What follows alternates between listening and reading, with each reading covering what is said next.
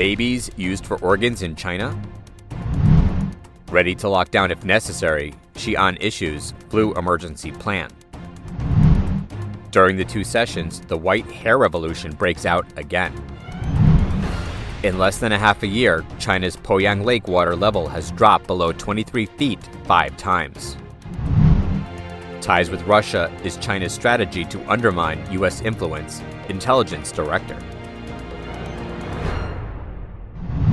The publication of an article on a website specialized in organ transplantation raised serious controversy and concerns within the medical circle. The American Journal of Transplantation site reported 2 cases of kidney transplantation from newborn babies performed at the Renji Hospital in Shanghai. The organs were removed 1 day and 3 days after birth. A kidney can remain outside the body for 24 to 48 hours, so the doctor had to complete the transplant matching and surgery within 3 days of the baby's birth. Dr. Xi'an, professor of surgery at the University of Arizona, told the Epoch Times that organ transplants usually take between 1 and 14 weeks for patients to be matched. So how did the doctors perform the transplant in such a short time? Kalpe speculates that compatibility studies were probably performed by extracting amniotic fluid long before the babies were born. According to Shanghai Jiaotong University, Renji Hospital has successfully performed 24 newborn donor kidney transplants so far. The professor suspects that given the large number of newborn donors, babies are being used as machines to produce organs. He also added that in Western countries, recipients of newborn kidney transplants are generally small babies, but those in the Chinese hospitals were adults between 25 and 34 years old. The commercialization of newborn kidney transplants is presented as an ethical problem, Kalpe said. In countries with long waiting times for transplantation, the use of neonatal kidneys for adult transplantation can be seen as a way to increase the supply of transplanted organs, which can lead to commodification of neonatal organs and exploitation of vulnerable groups. To say that there are people selling organs from deceased newborns, these are serious ethical questions.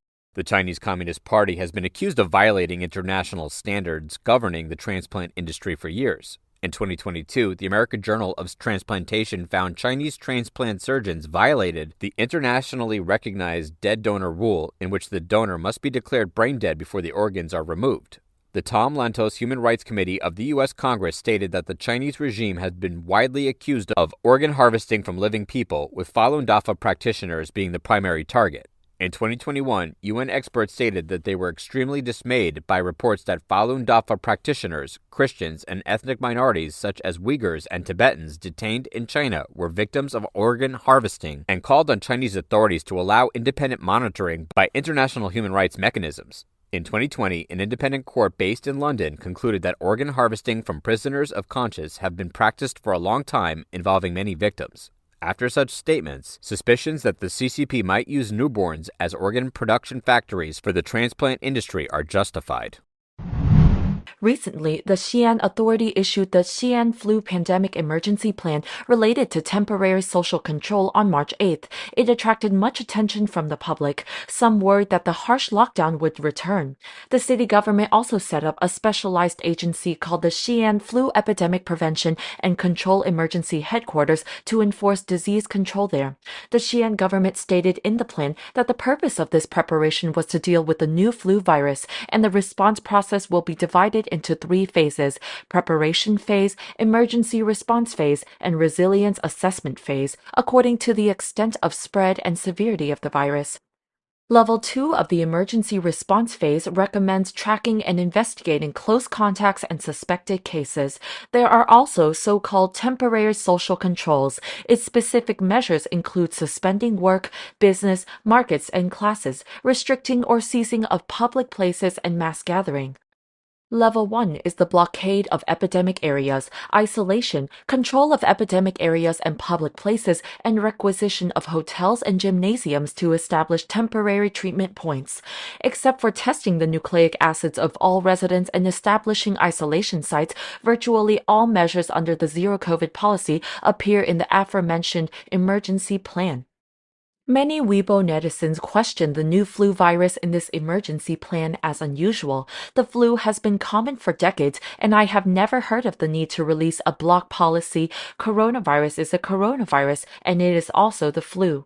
Many Weibo bloggers report that the comment selection function has been enabled, but most netizens' comments are blocked. This may indicate that most Chinese people are skeptical about this emergency plan.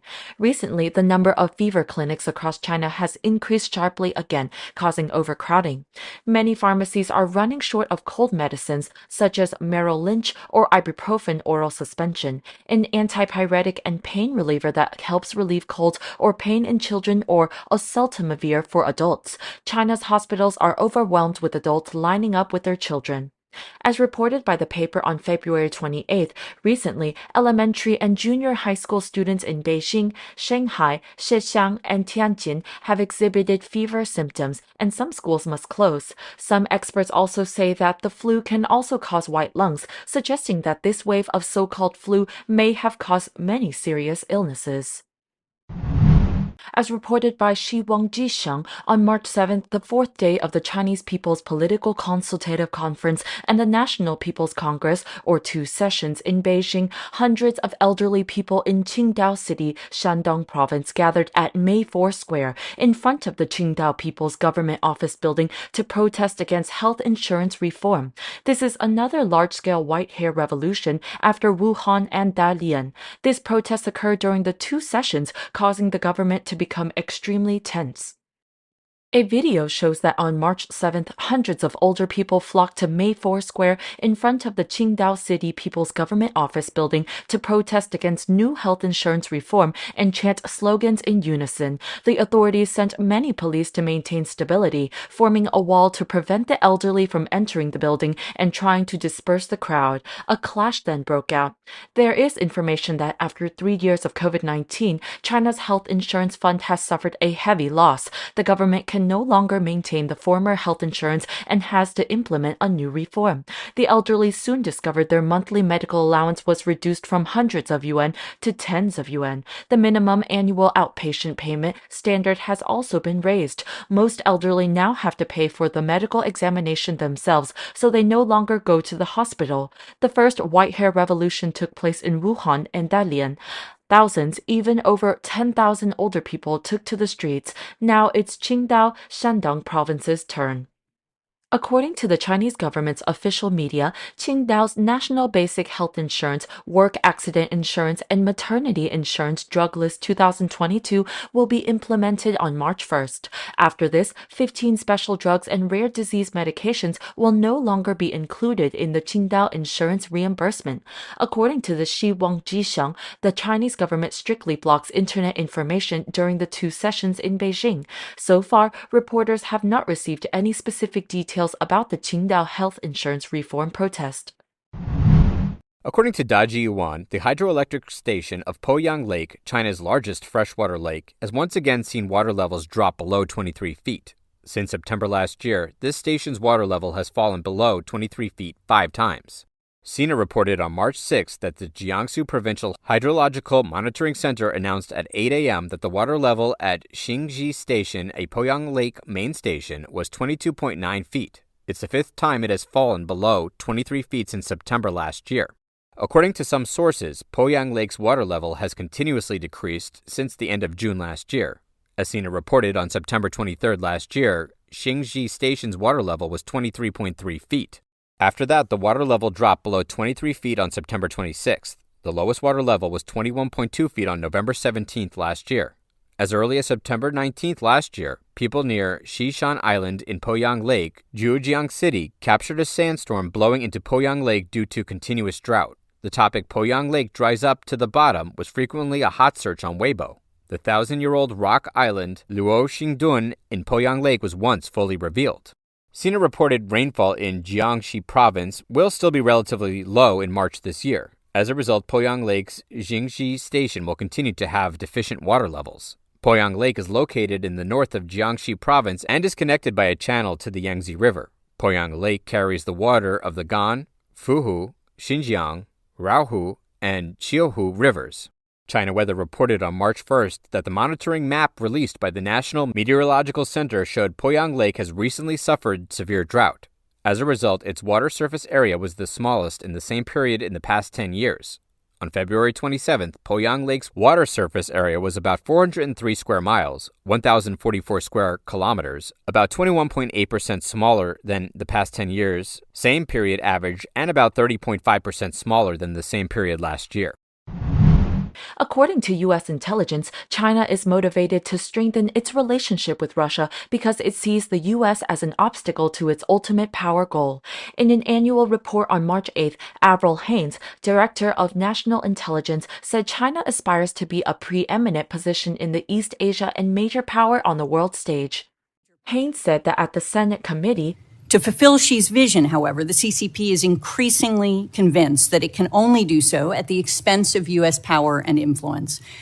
And given that background, perhaps needless to say, the People's Republic of China, which is increasingly challenging the United States economically, technologically, politically, and militarily around the world, remains our unparalleled priority. The assessment believes that the Chinese Communist Party will continue to support Russia amid the worldwide backlash as it wants to contest U.S. influence. The DNI views ties between the communist governments as more of a long-term love affair than a temporary marriage of convenience. However, Haines also noted that compared to Russia, China poses a significant long-term challenge to the U.S. So there are some limitations that we would see on where they would go in that partnership. We don't see them becoming kind of allies the way we are with allies in NATO, but nevertheless, we do see increasing across every sector. Espionage threats from Beijing, as she said, are perceived as the most serious and consequential intelligence rival. The DNI expects the CCP to try to create division between the U.S. and its allies while promoting ideas that benefit its authoritarian system. During convenient times, Beijing might also seek appeasement with Washington. In pursuit of world influence, the report says China rapidly integrates its rising military might with its burgeoning economic, technological, and diplomatic clout. Part of its ambition would be to deter any U.S.-led engagement in a military confrontation over Taiwan. On nuclear arsenal, China understands that its current capacities are yet to rival the U.S. For that, the report projects the country will continue to step up the production of new silos for intercontinental ballistic missiles. In the meantime, the DNI views that China will dismiss nuclear arms deals with the U.S. or Russia. The report clarifies Beijing is not interested in agreements that restrict its plans and will not agree to negotiations that lock in U.S. or Russian advantages.